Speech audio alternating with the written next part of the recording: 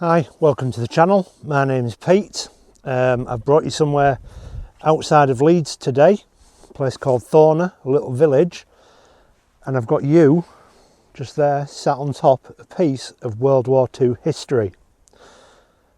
I'll talk you around it, I'll show you it. I hope you enjoy this episode. Please remember to like, share and subscribe to the channel. Now what we're on top of at the moment, if you can hear the echo, is the remains of a World War II starfish site. Now Leeds being a couple of miles as the crow flies, was a target for the Luftwaffe during World War II, and a number of air raids were held against the city and a number of deaths did occur. Now, in order to plant decoys, there was an operation called Operation Starfish held by the War Cabinet, and that was to set up decoy targets, and this is one of them. This was going to be, or was, a decoy target set up in 1941 to replicate the Neville railway marshalling yards, which are about two miles away. What's special about this one is it was a civilian site, but it was what was known as a QL site, which means it looked more realistic. There's nothing left on the fields around today because these were all temporary, except for the bunker of what we're on now that was here as a control bunker, basically, to be able to set off fires, electrical impulses, things to detract from the original target, which was 2 miles away, the Neville Street marshalling yards. A QL site was an active site, which meant it wasn't just stationary fires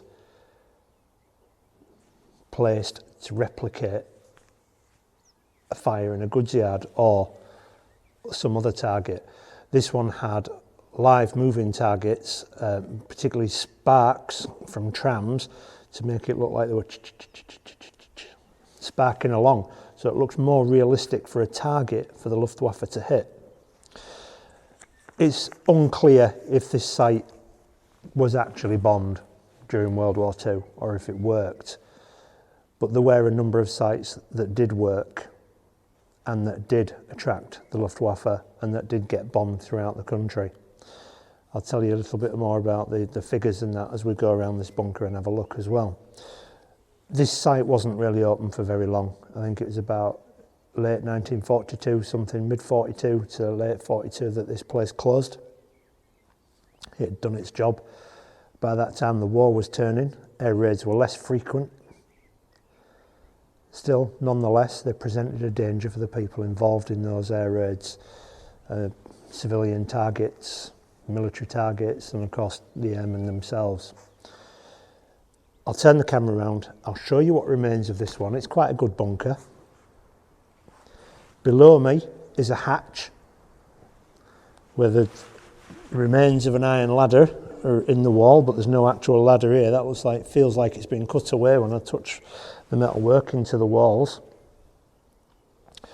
It's got a corridor through, 2 rooms either side of the corridor. I'll turn the camera around and we'll have a look. So here we are on top of the bunker. As you can see, there is still grass on there. This would have been covered in soil and camouflage, and it would have had earth embankments around it as well.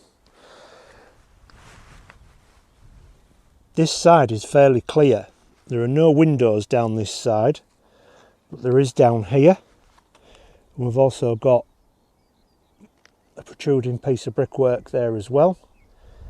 And if we look down there, you can see the shape of this, and then we'll go over to the hatch of what I was sat on.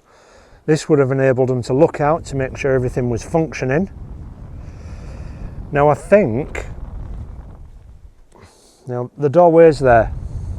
That would have originally had a wall across there, a blast wall to protect the men inside.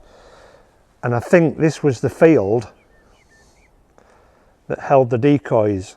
I have looked on Google Earth, and this field here, when it's green, does have markings in it.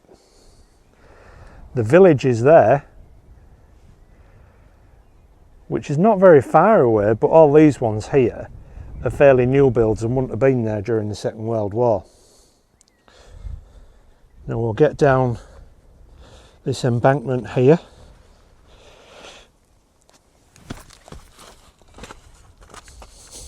Try my best not to slip. I know there's one or two people out there that'd enjoy that. So we'll take you around the side. There's no window at this side here, and I will show you the back as well, which I think that was the field, and there's your lookout hatch at the top there, and there were no windows down this side.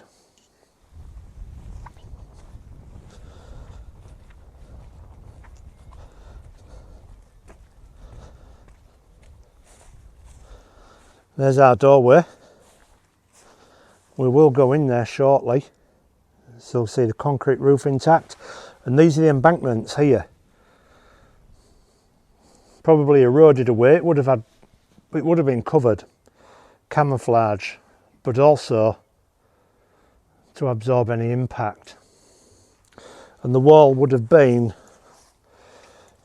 probably about 4 foot. That goes down there. So probably about here there'd have been a blast wall to protect that entrance. That looks like that's long gone. And again we can see all this side has got an embankment on it. I suspect all this is private land actually. However, we do have a viewing port or a window or something at this side, or a ventilation. I think that's ventilation. It's round. It's got a supporting column, possibly, maybe I don't know, not certain. Not seen one of these complete, although this one is in remarkably good condition. And you can see that this is overgrown, but this is still embanked earthworks up there. So we'll try and show you inside here. Now a Starfish decoy was operated by lighting a series of controlled fires during an air raid to replicate an urban area. And this one was the Neville Hill Marshalling Yards Railway at Leeds. I did say it had closed by 1942, I was wrong. It was closed in July 44. By that time the Luftwaffe were unable to basically make air raids against us in any sort of capacity.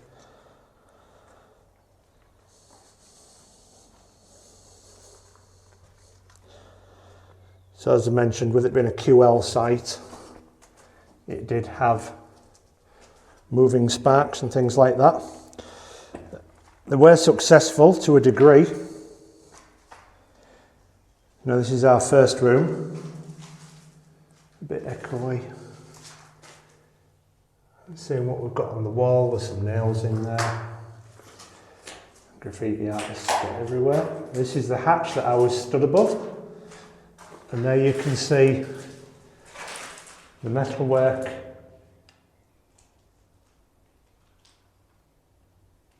Where the ladders would have once attached.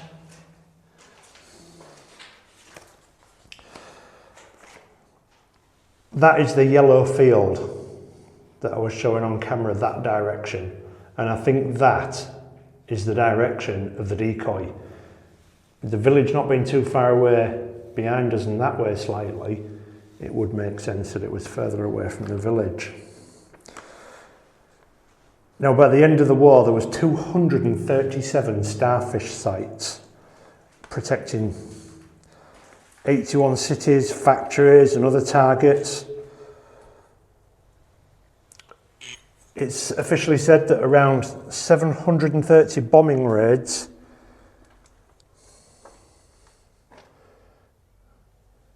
were against Starfish sites, dropping nearly 1,000 tons of bombs. 968 were dropped on dummy targets. Now you can see this one is full of rubble. I don't know why anybody would have done this, probably a farmer I suspect. So I'm having to light this one up because we've got no hatch. And this is what it looks like from the inside, that kind of window. But it looks more like ventilation with that being round. So any ideas, drop it in the comments. I'm always willing to improve my knowledge, get to know these things a little bit better so that when I come across any more like this, we can have a look. It's a shame that this is full of rubble. I don't know if it's listed or protected, but something needs to be done with it, because otherwise it is going to be another piece of history just lost. How could you imagine being in one of these while outside you are set up to be a bombing target? As you can see, that blast wall would have been needed to protect this corridor should a blast occur near there. But it wouldn't have been fun in one of these during a raid if you were being targeted.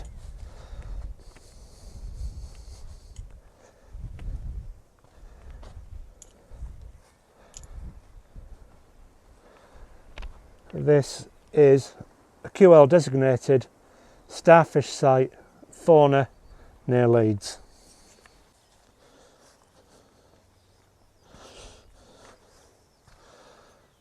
I hope you've enjoyed a look around a World War II decoy bombing site, a starfish site, quite an important one as well. The Neville Hill railway marshalling yards were a huge site. They still exist today, nothing on the scale of what they once were. A lot of the railways have passed into history. So this would have been an incredibly important site to protect that, and I hope you've enjoyed a look around them. In the meantime, if you have, I'd like to say, well, thank you.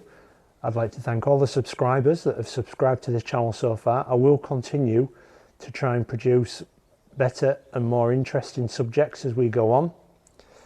I tend to film a lot of stuff that I find interesting. I want to find a little bit more about.